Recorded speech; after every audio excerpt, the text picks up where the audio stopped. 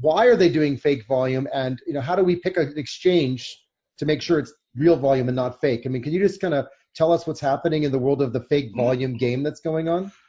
Yeah. So what I can share with it's basically it's not really say like a fake volume, but how do you identify if exchanges the volume are fake is if you go to the coin market cap, and the coin market cap will tells you of each exchange have a lot of trading pairs. Mm-hmm. If some exchanges, I mean the way how I see a lot of exchanges they trying to put their ranking very high, and because the volume looks really high, is they only have 1 to 2 trading pairs taking 99% of the trading volume.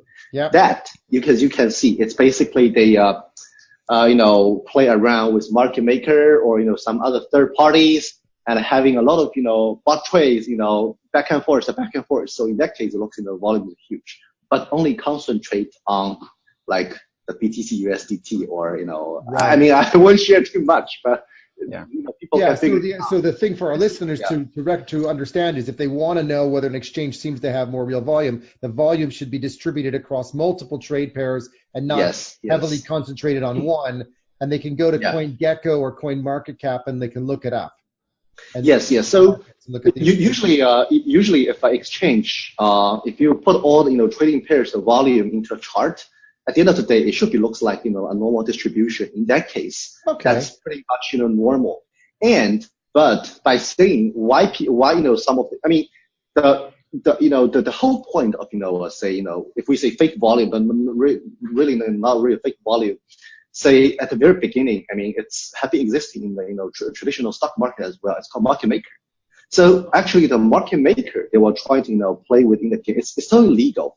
Like they're trying to join the game and attract the people to trade because if there's no candy, or there's say I mean the reason why we go to chart, why we go trade, why we go the exchange, why we go to the marketplace, is because everybody's trying to have some arbitrage, right? So it is kind of necessary have a certified third parties. If it's certified third parties as a market maker to joining and make the to circulate around to make more liquidity, and at the end of the day trying to make the user happy, but not only focus on one or two to make you look good.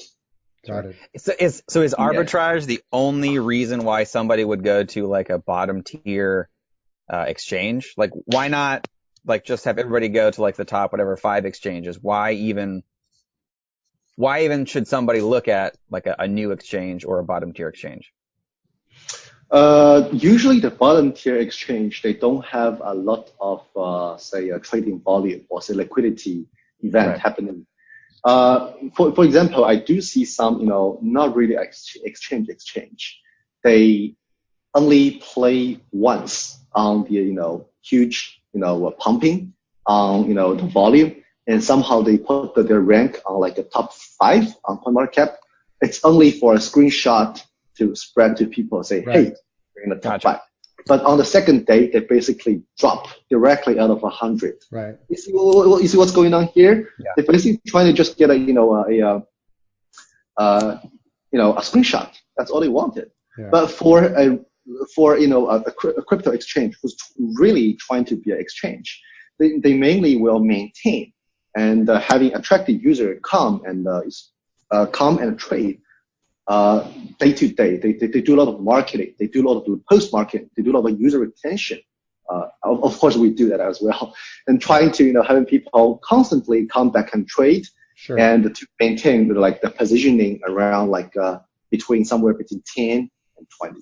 Yeah, I mean, so Yuri, one thing I'll say is, though, for any ICO that I've been advising or engaged with, they all have their ideas about which exchanges they want to be on because they've got preconceived notions. Then they do their ICO and they discover they're not going to get what they want, and they'll end up conceding and going on to whatever other exchanges they can get on. So there's a little bit of a game that goes on the ICO side, which is, oh, okay, well, this exchange approached us and they're going to give us, access and blah, blah, blah for free or for a low fee. So one of the reasons, Yuri, that I've seen that people end up on an exchange is simply because they were part of a community. They already have the tokens from an airdrop, a bounty, from investment, and they don't really have a choice.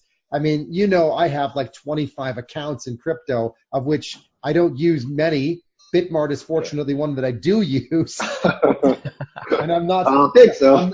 You're welcome, but it's because I paid to bet. I told you the reason why was because I was advising a client some time ago, and they ended up on Bitmart. And I said, okay, cool. Yeah. And then because of that, that's how you and I eventually met, and how you ended up now being suckered into our show as one of the Bitmarters. The harvest guy, huh? Yeah, you're the harvest. Yeah, you're the Grim Reaper harvester. But that's really okay, by the way, because after today, we're not going to talk about chives anymore.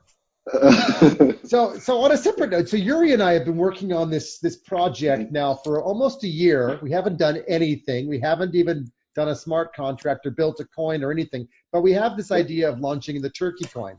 So as long as we're talking to an exchange, Yuri, we may as well pitch our turkey coin and see whether or not Bitmart would list it. For Thanksgiving? Yeah, we can list it on Thanksgiving. Perfect. So we've got about a month. And we'll have to. We got a month. We're gonna work hard on this. Yeah. So you see, every turkey on the table will have a turkey coin. Nice. But those are the turkeys we had to burn. Yeah, we could burn them eventually anyway. Because clearly, if you've cooked the turkey, you've got to burn the coin, unless you've really burned the turkey. Exactly. Right. Get another turkey within the oven. So that does bring up an interesting question then. So in order for us to get listed on your exchange, what's the criteria that you look for in listing projects?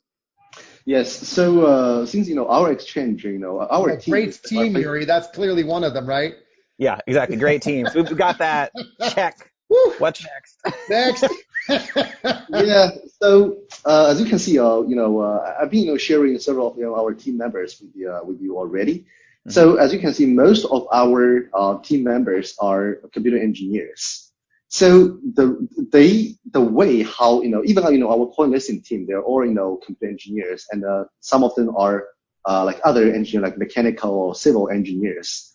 So the way how we looking through ICO is very logical, and say we won't be biased or attracted by all those, like people, everybody's talking about this. Oh, we should be followed. But the way how we see it is, first we want to make sure the ICO team, or say their team, is technical enough to tell you about all the terms, like those theoretical terms of what exactly we're doing, and also the scripts and like POW, POS, DPOS, and what's the difference between all those, and where the thing is going through. And the second is we will look into their supply, because every of the token have their own story. Basically we are trying, or say every startup project having their own story. This is a problem, and this is our approach. This is how we solve this problem. So we do very logically, walking through this to see if this is a real thing that brings the real value to the world. Right. So currently the way how we see to boost up the blockchain ecosystem or the industry is still remaining on three very important parts. It's basically exactly the same as the internet era just started at the very beginning, like say 30 years ago. It's still computation power, transaction speed and security, storage and security. It's mostly based on the 3 points. So the way how we see all those, mainnet or say public chain or private chain, or those, DApps, which is rely on the public chains, will be mostly, concentrate on these three, because all those barriers are basically pulling back the going forward of the crypto world, say blockchain space. Okay. So if we are able to assist or say push all those actually value bringing projects to the public, to the eyes, and people have bringing consensus on those good ones. That's those projects we'll mainly try to push regarding our PR and marketing channels. And another criteria we'll look is how actively their user group and how other people basically talking about their tokens, or say in a very technical way. So the positive and negative sentiment, for example. Yes. But the thing is, we do want to look at their GitHub code, because our listening team, as I said, is mostly the engineers. They know how to briefly read for simple coding review on their code GitHub or GitLab links. We are looking through all their code, and we have basic idea, see how frequent they update, how many people actually start them as project to keep an eye on. Because if you're going to those like Reddit or other people blah blah kind of social networks. Yeah. You do get some information from there, but it's mainly very emotionally, but not very logically. Right. But some of those are. But I'm not saying like all of those are not, but some of those are. Right. So yeah, exactly. So that's one of the criteria to take a look as well, the BuzzFeed and how people actually talk about it, and also the actual code. And finally, we will talk to the team itself, especially the founder and co-founder. We do see the people, because sometimes the technical takes like around 20% of the success rate. Mm-hmm. The human, or say the startup people, I mean the team members, probably take like a 30-40%, and the rest that goes to luck. It really depends on luck. Sure. So yeah. So that's the harvesting part.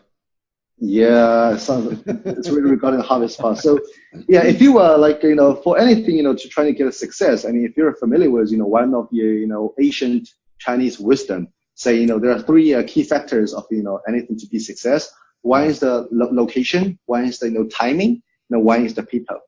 So that's the three part try to have a thing to be successful. So we mainly we're looking into three other things. So success in the Chinese culture is defined by timing, location, and people. Yeah, I'm not sure if the people is the correct term of saying this. Okay. Basically, so the location meaning, or let's say this way, positioning. If you on the right positioning, not the location. Okay. Yeah. The timing and how it's positioned. Timing means community maybe. Yeah, timing is the what stack you're in, and right. If it's the right timing to put the thing to bring the value to the world. Yes. Yeah. And lastly, it's yes, it's including community and team collaboration and how everything working together. That's kind of like a Byzantine general problem, right? Everybody have to attack at the same time. So shifting gears a little bit here. So I mean, the market now, I think we're at the stage where we know what exchanges can do, but where are the exchanges going? Where is Bitmart going, and where are the exchanges going in terms of security tokens, in terms of stable coins, in terms of new services? Because clearly we can't just all have an exchange where you just trade and you get an account that says value. Exactly. Everybody has that. There's got to be something else. So where's the market to differentiate? Yes. Yeah. Where's it going generally, and what's the differentiation that we should be looking for over the next 12 to 18 months, for example, or the next couple of years? Yeah, exactly. I think 12 months is very enough period for changing, because they're saying different in 12 months, right? Right. Yeah, exactly. Because the crypto world is basically like information boom. It's like everything happens here today. It's like a year happening in human society. Anyways, please saying that. So from our standpoint of view, and also we talk to other exchanges as well. Sure. Yeah. Like if everybody's basically just doing trading and then polling people or say polling users or stabbing on other exchanges, that's not something we really want to do. I mean, it's not the other exchanges, they don't want to do this as well.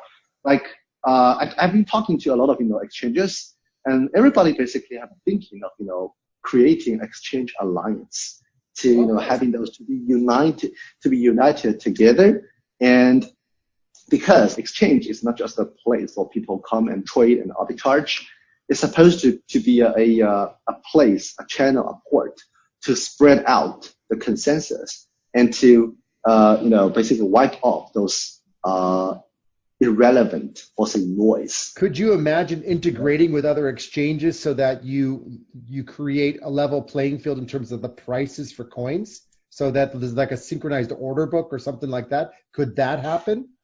Something similar to that. It will